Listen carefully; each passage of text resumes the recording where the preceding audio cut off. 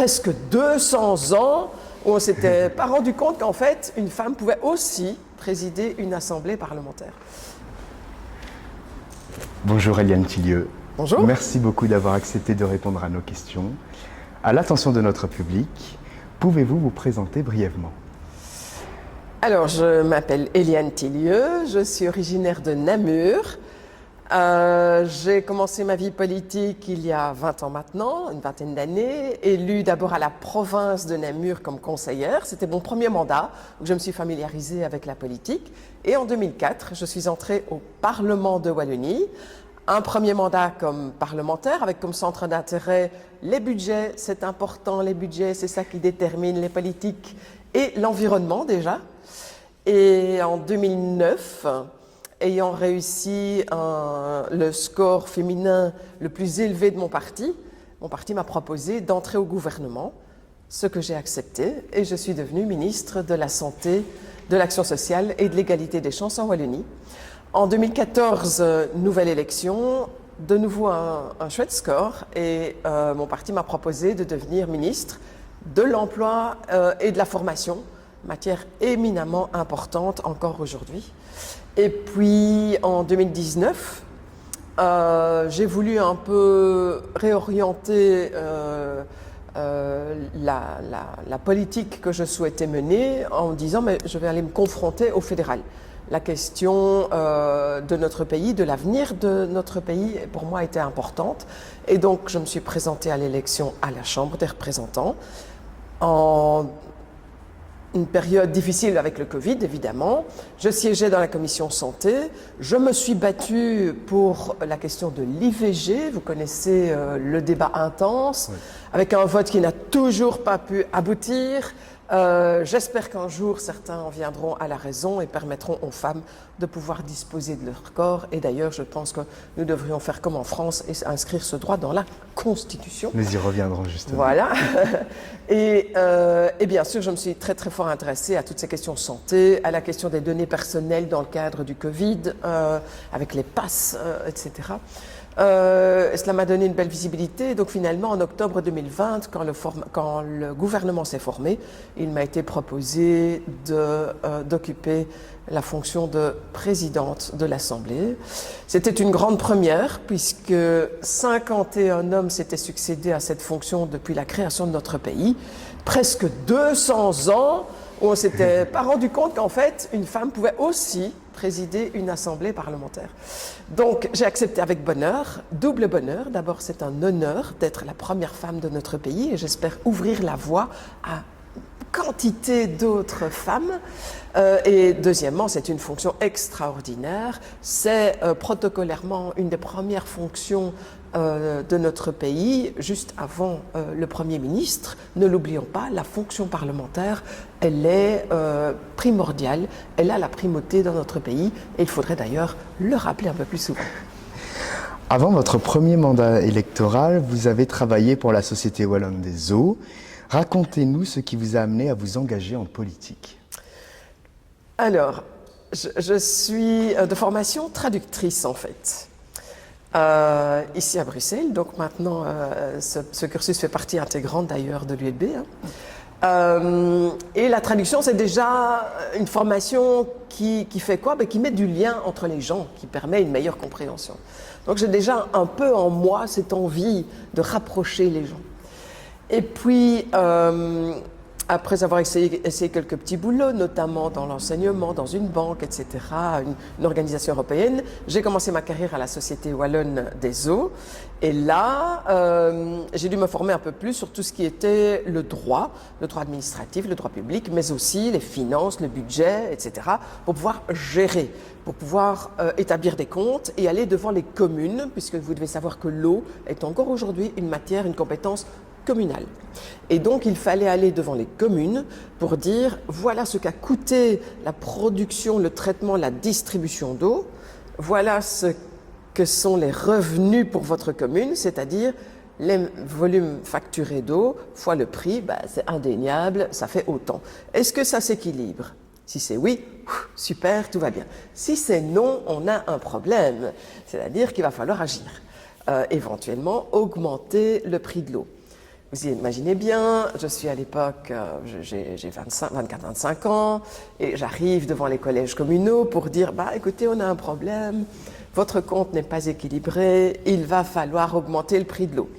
Vous imaginez sur la table en face la réaction des bourgmestres et échevins qui disent, hors de question d'augmenter le tarif de l'eau, vous vous rendez compte? Et chaque situation était vraiment différente. Dans des communes, il y avait, par exemple dans Luxembourg en particulier, beaucoup d'agriculteurs autour de la table. Et ces agriculteurs, ils disaient, mais vous vous rendez compte, nous, hein, on produit tout ce qui est alimentaire, c'est grâce à nous que vous pouvez manger, et donc vous devez nous aider. C'est encore le cas aujourd'hui, hein, les agriculteurs sont encore dans les rubres, donc vous voyez que c'est un combat de longue date, et vous devez nous aider, et l'eau, ça devrait être gratuit pour nous. Bon, ben, alors on faisait gratuité pour les agriculteurs, et forcément, c'était les ménages qui payaient plus. Dans d'autres communes, c'était plutôt des médecins. Le médecin de famille, vous savez, à qui on fait confiance parce qu'on le connaît, tout le monde a confiance en lui. Et donc, ce sont des médecins de famille qui sont plutôt autour de la table, comme bourgmestre et échevin.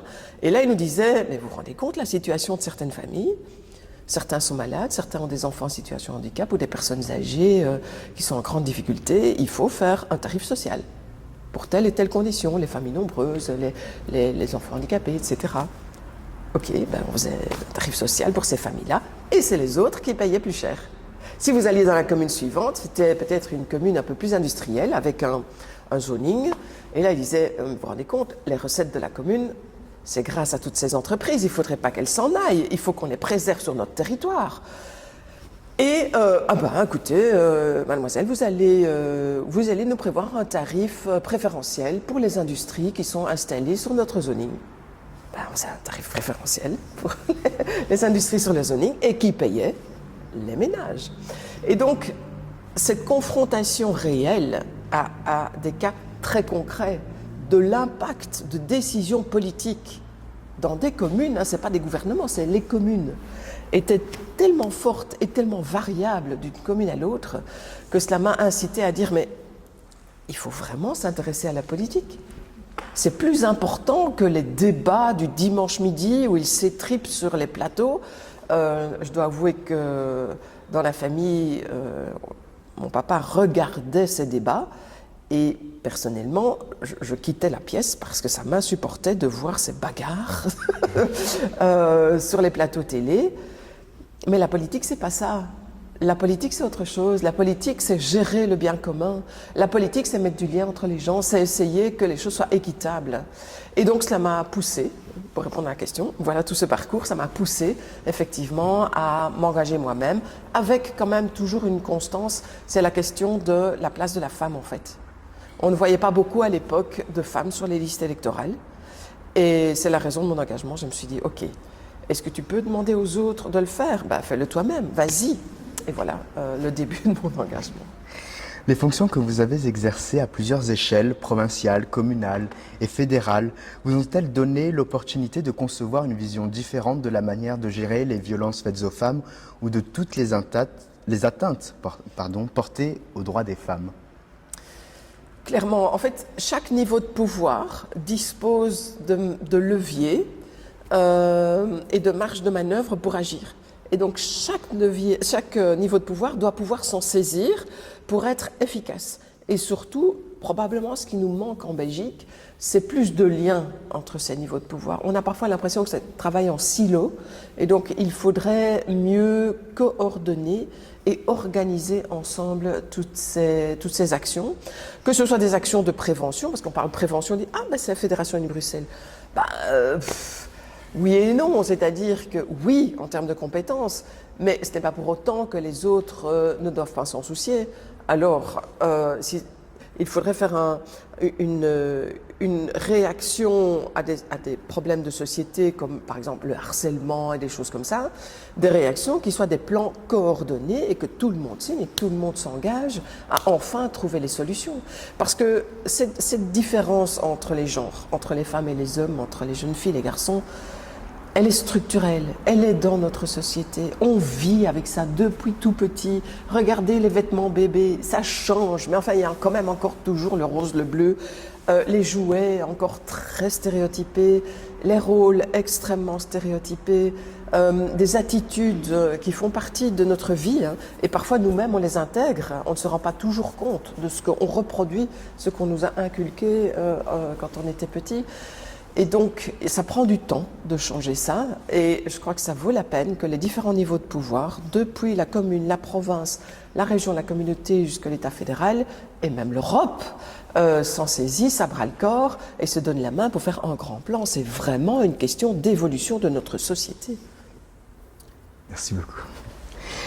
Le groupe d'experts du Conseil de l'Europe sur la lutte contre la violence à l'égard des femmes et la violence domestique, chargé de veiller à la mise en œuvre de la Convention d'Istanbul, dans son rapport de 2020 sur la Belgique, a pointé du doigt le fait que ce dernier mentionne les politiques en matière de violence à l'encontre des femmes peinent à intégrer de manière transverse la question des discriminations multiples et à appréhender l'intégralité des publics touchés par les violences. Comme nous le rappelions, vous êtes député fédéral et vous avez été vice-président de la Commission Santé et Égalité des chances. Vous avez fait de la lutte contre les violences faites aux femmes le fer de lance de votre législature. En avez-vous pris connaissance à l'époque? Comment remédier à ce problème? A-t-on tenu compte de celui-ci dans les politiques visant à lutter contre la violence domestique? Oui, donc la Convention d'Istanbul, une des choses qui m'épatait, c'est que finalement, c'était signé au niveau européen, mais que le Parlement européen lui-même ne l'avait même pas signé. Oui. Il vient de le signer tout récemment. Peut-être que le courrier que j'ai adressé avec ma collègue du Sénat à l'époque à Roberta Metsola, la présidente du Parlement européen, en disant mais est-ce qu'on peut, inciter les pays membres de l'Europe qui ne l'ont pas fait à signer la Convention d'Istanbul? 2, est-ce que le Parlement européen lui-même pourrait signer la Convention? Alors, j'espère que ça a été un petit pas dans la bonne direction. En tout cas, maintenant, c'est fait. Donc, le Parlement européen a vraiment voulu marquer et signer la Convention d'Istanbul, mais c'est très récent, je crois que c'est de l'année dernière, il n'y a pas tellement longtemps. Donc, comme quoi, les choses ne sont jamais simples, même au niveau où on en parle, il n'y a pas d'adhésion naturelle à ce type de dossier. Il faut être vigilant, hein. Mais c'est fait et je m'en réjouis. Autre chose est ce rapport évoqué qui évoque effectivement la difficulté des femmes qui, en plus, subissent d'autres discriminations liées à un handicap, liées à la couleur de la peau, liées à la religion, liées à tout ce qu'on peut imaginer. Et c'est vrai que ces filles, ces femmes, sont probablement beaucoup plus victimes encore et surtout sont encore plus éloignées des solutions que par exemple une étudiante ici dans un cadre comme l'ULB avec des référentiels, avec des points de référence, avec des mouvements qui sont positifs à l'égard du soutien des femmes et donc de la lutte contre la violence faite aux femmes. Et le mouvement MeToo, la réaction face à des événements, à des cas concrets de violence qui ont été dénoncés font qu'il y a une prise de conscience des victimes potentielles en disant il faut quand même tout faire pour un peu se protéger déjà, éviter les situations de mise en danger, et 2, des potentiels auteurs en disant ah oui non, ça quand même je ne peux pas faire parce que sinon je vais être pendu haut et court sur la place publique. Il faut en parler, il faut continuer à le dénoncer, il faut dire avec des mots ce qui peut et ce qui ne peut pas, et c'est toute la question du consentement, et vous savez qu'on a beaucoup travaillé sur le consentement. Oui. Donc il faut encore faire du travail, je pense, pour coordonner mieux les acteurs. Quand on a des organismes qui luttent par exemple contre le racisme, qu'ils incluent aussi dans leur mémorandum, dans leur plan d'action, des actions concrètes liées à la question des femmes en particulier, et que chacun que ce soit la question du handicap, que ce soit les organisations pour l'égalité entre les femmes et les hommes, qui fassent toutes ces références particulières de manière à ce que, au final, toutes les actions convergent vers on protège les plus faibles. Sur des sujets plus actuels, c'est un vote Historique et sans appel. Lundi 4 mars dernier, le Parlement français, réuni en congrès à Versailles, a constitutionnalisé le droit à l'interruption volontaire de grossesse après l'adoption à une large majorité. Cette dernière constitue une grande victoire politique et idéologique et la France est devenue le premier pays au monde à inscrire ce droit dans sa constitution. En tant que présidente de la Chambre fédérale, avez-vous suivi les débats parlementaires qui se sont tenus chez nos voisins? Quelle idée vous faites-vous de cette loi? Envisagez-vous un processus législatif et politique similaire pour parvenir à une constitutionnalisation du droit à l'IVG en Belgique?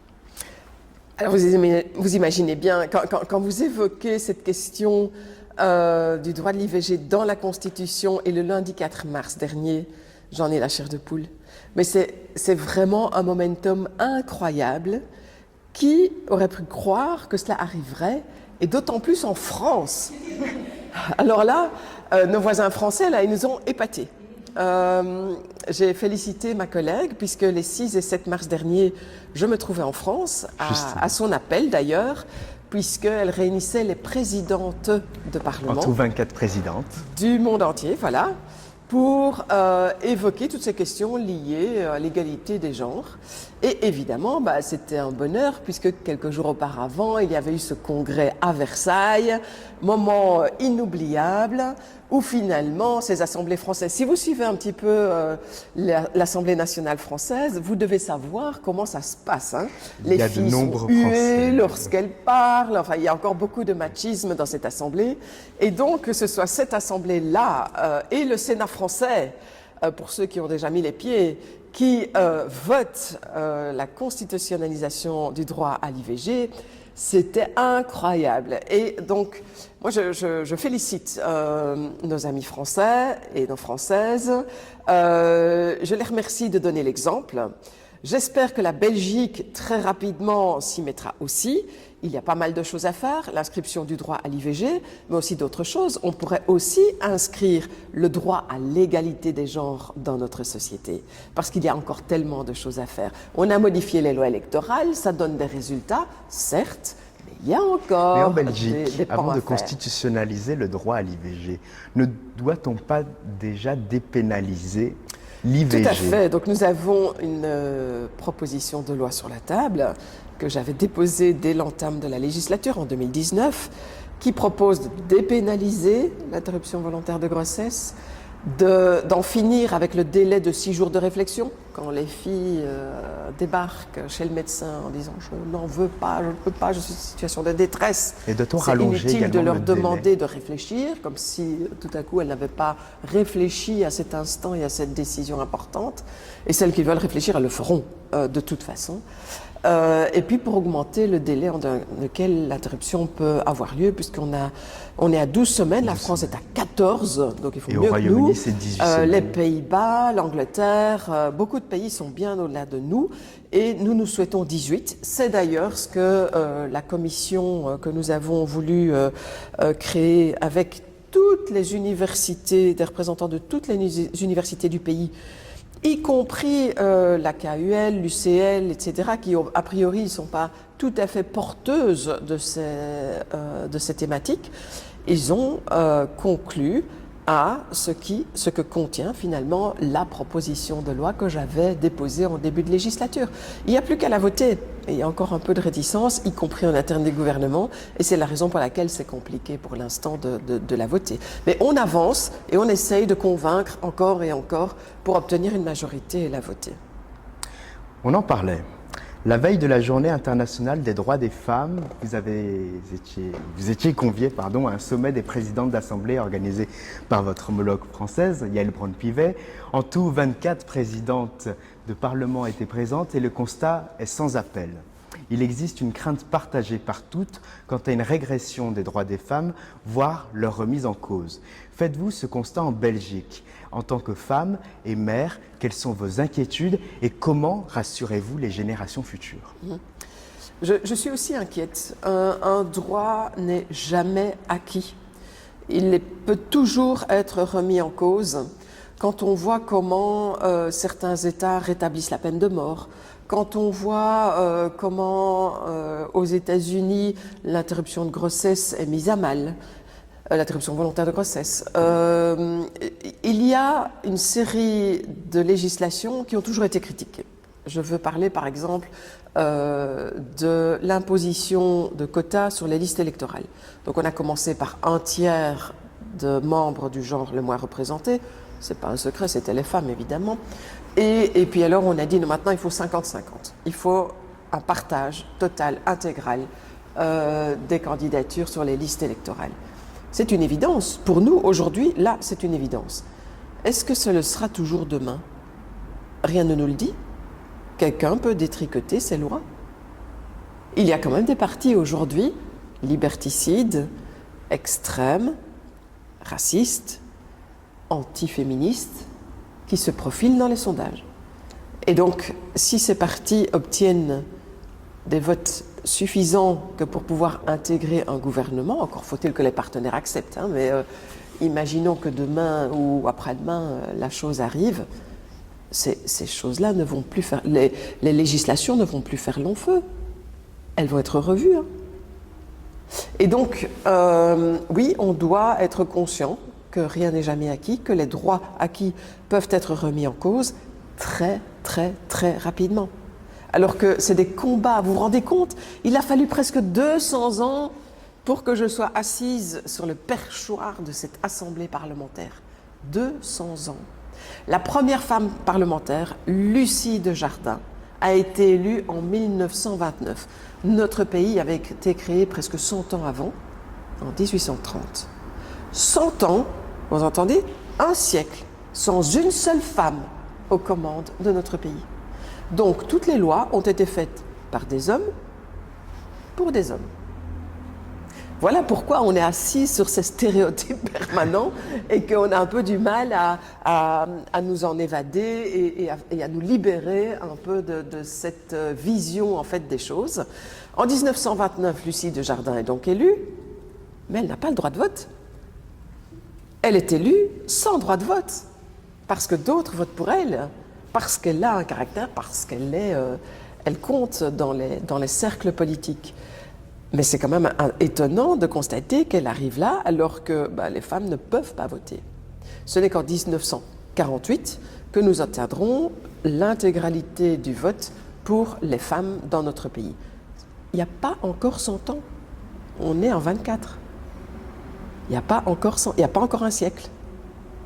Donc on a une vie politique beaucoup, beaucoup moins forte que les hommes qui l'ont en Belgique depuis 1830. Donc ça fait aussi toute cette différence, peut-être ce manque d'appétit parfois pour la chose politique, parce que ce sont des cercles aussi très masculins a priori, et que donc les femmes doivent faire leur place. Ce qui n'est pas le cas d'un homme. Un homme, voilà, il est un homme, il arrive et c'est normal, il fait de la politique. Une femme, quand elle fait de la politique, on dit « t'as bien réfléchi, parce que la vie familiale quand même, ça va être dur. Et puis si tu veux des enfants, ou si tu as des enfants, comment tu vas faire l'équilibre vie privée, hein, vie familiale, vie politique, vie professionnelle, comment est-ce que tu vas gérer tout ça ?» Donc tout ça, on pose la question. Chez un homme, on ne la pose jamais. Encore un exemple que je vais vous dire. Au Parlement, il nous arrive évidemment d'envoyer des délégations à l'étranger. Et dans le cadre d'études que j'ai faites, je vois que, évidemment, partent en mission un pourcentage très très élevé d'hommes et très très faible de femmes. Et donc je fais la remarque à la réunion, je dis mais ça ne va pas. Vous devez équilibrer mieux les délégations qui partent à l'étranger parce que c'est notre représentation. Donc l'image que l'on donne à l'étranger, c'est encore d'un pays très machiste. Et on me regarde, mais c'est normal. Comment ça c'est normal? Oui, qu'est-ce que tu veux? Les femmes, il faut bien qu'elles s'occupent un petit peu des enfants, etc. Ah, c'est vrai, j'avais oublié que les papas n'avaient pas d'enfants et que... Donc voilà, c'est une question de perspective et de remettre en cause des conceptions que l'on considère comme acquises depuis toujours, qu'il faut parfois aussi bousculer dans notre manière d'envisager l'avenir. D'après un sondage publié par Amnesty International Belgique francophone et SOS Viol, publié en mars 2020, 47% des Belges ont été victimes de violences sexuelles, dont la moins grave était formuler des demandes répétées et insistantes à caractère sexuel. Madame la Présidente, Est-ce que de nouvelles initiatives vont être mises en place pour lutter contre ce fléau? Et quelles initiatives existent-ils déjà? Je l'espère. En tout cas, on voit poindre dans les milieux universitaires surtout une forte réaction par rapport au comportement sexiste. Et je m'en réjouis, que ce soit à l'égard des garçons ou des filles d'ailleurs, hein, parce que c'est un phénomène qui est général. Et toutes les bonnes pratiques devraient être mises à l'honneur et peut-être couler en force de loi le cas échéant. On l'a fait avec le bien-être au travail, par exemple. Au siècle dernier, on ne parlait pas de bien-être au travail. C'était le travail, point. Et puis tout à coup, les ouvriers, les employés se sont battus en disant « ouais, mais enfin, on vient ici quand même un petit peu nous respecter et on doit se sentir à l'aise dans les fonctions qu'on exerce ». Et donc, il y a eu des lois sur le bien-être au travail. C'est obligatoire d'avoir ce type de service, etc. Je pense donc que sur la question du harcèlement, la question du sexisme en fait, on peut continuer à lutter et on doit continuer à légiférer. On doit être créatif et on doit pouvoir imposer une société du bien-être, du respect et d'un égal accès et donc des chances égales à toutes et tous, à toutes les fonctions, à toutes les professions et à tout l'épanouissement que chacun pourrait espérer. J'explique souvent, parce qu'évidemment, on me taxe parfois d'être trop féministe. Bon, ok, c'est plutôt un compliment en fait. Mais j'explique aussi souvent que mon combat, c'est le combat pour l'égalité. C'est pas le combat pour que les femmes soient plus ou moins que les hommes. C'est le combat pour que tout le monde se sente bien, et les femmes et les hommes. Et on ne saura pas le faire rien qu'entre femmes. On le fera si tout le monde le comprend et le soutient. Et je prends souvent l'exemple du jeune homme qui annonce à sa famille, à la fin de sa réto, qu'il veut devenir, par exemple, instituteur maternel. Quelle va être la réaction de la famille? Dans la majorité des cas, on va lui demander, mais est-ce que tu es sûr? S'il dit, je veux être ingénieur, oh super. Mais si je veux être instituteur maternel, on va dire, est-ce que tu as vraiment réfléchi? Donc la réaction n'est déjà pas la même. Et puis alors il va aller s'inscrire, il tombe dans des classes hyper féminines, et c'est lui qui subit parfois le harcèlement inverse, hein, parce qu'on va lui dire, est-ce que tu es capable de... On va toujours le mettre au défi, etc. Donc le pauvre, il va subir cette pression que nous les filles, en fait, on comprend très facilement, mais que les garçons n'ont pas l'habitude de rencontrer. Et puis s'il termine avec brio ses études, qu'il a passé l'écueil aussi de professeurs qui vont un petit peu le mettre à l'épreuve, il va devoir à ce moment-là trouver une école pour être recruté. Ah bah ça recommence, hein. Les directeurs d'école, s'il y a des filles ou des garçons qui vont faire, oh bah, alors c'est pas partout, mais il y a encore ce réflexe de dire, on va choisir mademoiselle plutôt, hein. Donc il y a une discrimination à l'embauche. Et puis si quand même ils sont recrutés parce qu'ils ont devant eux un directeur ou une directrice très à l'aise avec ça, aucun problème, et voilà, c'est à la rentrée scolaire, où les parents qui arrivent avec leurs petits bambins, qui découvrent, tiens, où est-ce qu'il est mon garçon? Sur les listes, voir un petit peu, tiens, mon fils, il va où? Ou ma fille, elle va où? Et on leur dit, ah ben chez monsieur Bruno. Ils vont dire, monsieur? Ah non, mais ça va pas du tout. Moi, je veux aller chez Madame Isabelle. Ou et paf, c'est reparti. Et donc, il y a comme ça des exemples dans la société où, évidemment, les femmes sont discriminées, mais les hommes aussi. Et donc, ce qui compte, c'est que chacun puisse s'épanouir en fonction de ses souhaits, de ses besoins et de son envie d'avenir. Ça, c'est le plus important. Mais sur les violences sexuelles, comment mieux lutter contre? Alors, il y a les espaces... je ne sais plus comment on les appelle exactement, mais il y a un projet de loi qui arrive sur la table du Parlement cette semaine d'ailleurs. Tout à l'heure, en séance plénière, il sera pris en considération avec les différents espaces qui sont, un par province, qui sont répartis sur les territoires pour accueillir les victimes et qui sont multidisciplinaires. Et je pense que c'est très important. CPVS, voilà.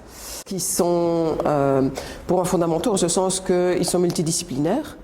Ils permettent aux victimes d'exprimer ce qu'ils ont vécu sans devoir le répéter devant les services de police, devant les psychologues, devant le médecin, devant le représentant de l'employeur, devant l'avocat. Et répéter des choses qui sont quand même des traumatismes et qui permettront à ces équipes multidisciplinaires de mieux comprendre les impacts et les réflexes qui sont à l'œuvre dans le cas de violence. La pire des choses, c'est que les victimes de violence, lorsqu'elles vont dénoncer, par exemple, violence intrafamiliale, les jeunes femmes qui vont dénoncer, ou les plus âgées d'ailleurs, qui vont dénoncer à la police, qu'est-ce qu'elles font dans 95% des cas? Elles retournent à la maison, hein, et elles recommencent. Elles sont à nouveau soumises aux joues de leur conjoint violent, mais elles retournent. Parce qu'il y a une relation affective, parce qu'il y a une dépendance. Et s'engage le cycle de la violence. C'est un cercle infernal, hein, et donc certaines en meurent. Et la société doit les protéger. Et donc il faut comprendre ces mécanismes pour mieux lutter, mieux expliquer, mieux essayer de protéger aussi. Et ce n'est pas facile de protéger une victime contre son consentement en fait. Donc voilà, mais c'est bien que ces centres se mettent en place. C'est une grande nouveauté dans notre pays et j'espère qu'elles feront du bon travail et surtout qu'on verra la violence diminuer parce qu'on continuera à en parler et on continuera à dire combien c'est intolérable et inadmissible. À l'international désormais, un rapport des Nations Unies daté du 4 mars confirme l'existence de violences sexuelles lors de l'attaque du Hamas en Israël le 7 octobre dernier. Le rapport souligne notamment des viols et des viols en réunion. Et les spécialistes remarquent que dans plusieurs grands conflits en cours, les violences sexuelles sont régulières. C'est le cas en Ukraine, en République démocratique du Congo, à Gaza. Partout. Les femmes deviennent des doubles victimes de ces conflits. Cela dépasse peut-être le cadre de vos fonctions, mais en tant que femme politique, doit-on avoir une politique étrangère féministe pour tenter la mise en place d'une aide humanitaire plus sexo-spécifique avec nos partenaires européens? Bien sûr, c'est évident que les femmes sont les premières victimes des conflits armés. Elles constituent vraiment une arme et c'est terrible. Les récits que l'on entend, les victimes que l'on dénombre, vous avez cité les conflits, le Hamas, l'Ukraine, le Congo, le Yémen, partout dans le monde, les femmes sont les premières victimes des conflits armés. Et ce n'est pas suffisamment mis au grand jour, y compris chez nous. Il ne faut pas croire que ça ne s'est pas passé pendant les guerres mondiales que nous avons subies. En effet. Mais où est la trace de tout ça? Qui en parle de tout ça? Quand on met à l'honneur nos soldats morts pour la patrie, c'est beau, ces belles pierres un peu partout dans les cœurs de village, c'est très bien. Et les femmes, elles sont où? Les traumatismes qu'elles ont vécus, on les remémore dans quels bouquins? Des bouquins que personne ne veut lire parce que tellement c'est atroce. Je crois qu'on a un devoir de mémoire à l'égard de tout ce qui s'est passé déjà dans le passé. On n'a pas suffisamment mis au jour tout ça. J'en parlais encore récemment avec des représentants des anciens combattants, où des récits commencent à ressurgir. Parce que c'est aussi compliqué pour des victimes de dire les choses. C'est tellement douloureux. C'est un traumatisme qui a été enfoui et qu'ils n'ont pas du tout envie de refaire ressurgir. Et donc ce n'est que la génération suivante qui explique que la maman a été victime de, etc. Donc ça commence peut-être seulement maintenant à refaire un peu surface. Donc moi, j'encourage tout le monde à en parler autour de soi et à rédiger et à faire preuve de ces témoignages. Et pour l'avenir, c'est une attention particulière dans tous les conflits par rapport aux femmes. Nous avons créé une plateforme pour la Crimée, réunie à l'initiative, on a été en Tchéquie, on a été dans plusieurs pays, mais à l'initiative de l'Ukraine, évidemment. Et un des points centraux était la question des femmes et des violences à l'égard des femmes et des enfants, hein. Les rapts d'enfants envoyés de force sous la contrainte vers la Russie sans plus savoir où ils sont, les détachés de leurs parents, des parents qui ne voient plus leurs enfants et des enfants qui ne savent pas où sont leurs parents, c'est juste, à XXIe siècle, complètement inadmissible. Complètement inadmissible. Et que fait la communauté internationale? Réveillons-nous, bon sang. Que faisons-nous? On regarde, on dit, ah oui, il ne devrait pas. Ben oui, faisons un peu plus que ça. Combattons-le. Je pense qu'il y a vraiment encore beaucoup de travail à faire. Donc, rien n'est simple, c'est une situation de guerre, donc on n'a pas non plus envie d'aller mettre notre doigt dans la guerre et de la propager. La question n'est pas là, mais la question est d'être humainement en réaction et en combat par rapport à ces comportements intolérables. Notre interview touche à sa fin. Ma dernière question. Vous êtes à l'Université libre de Bruxelles, vous y avez fait vos études. Nos universités sont le foyer remarquable du rayonnement intellectuel et de l'approfondissement de nos savoirs. Quand on est jeune, peut-être encore plus quand on est étudiant, nous sommes plongés dans la littérature grâce aux œuvres que nous lisons par loisir ou que nous étudions.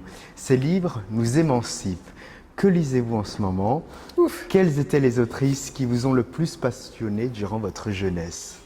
Alors pour l'instant, je suis plutôt dans la lecture de programmes politiques et de mémorandums d'association.